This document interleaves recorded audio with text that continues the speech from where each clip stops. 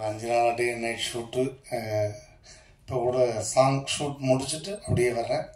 திரும்ப கோயம்புத்தூர் போகிறேன்.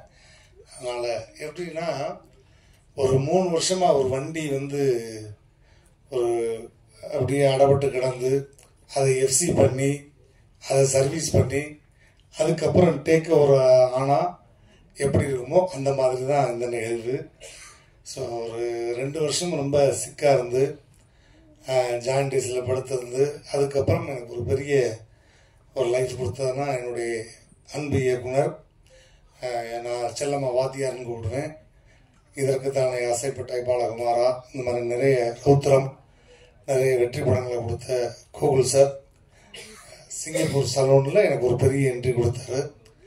அதுக்கு பிறகு நிறைய மேடைகளில் ஒரு நகைச்சுவை நாயனாக ஓரமாக இருந்த என்ன சென்ட்ரு ஃபிகர் ஆக்கிய இயக்குனருக்கு மனமார்ந்த நன்றி. ஏன்னா அவர் கதை சொல்லும்போது முதல்ல அவர் என்கிட்ட கதை சொல்லும்போது நாங்கள் 2 பேரும் டிஸ்கஸ் பண்ணிக்கிட்டது எந்த ஹீரோவை போடலாம் அப்படின்னு தான் என்கிட்ட கேட்டார்.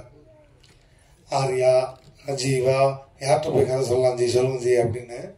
ஆனால் அதே கதையை என்கிட்டையும் சொல்லி என்னைய ஹீரோவாக்கு வரணுப்போ எனக்கு தெரியாது. அதுக்கப்புறம் ஒரு பெரிய ஒரு பரிணாமத்தை கொடுத்தது இயக்குனருக்கு மனமார்ந்த நன்றி.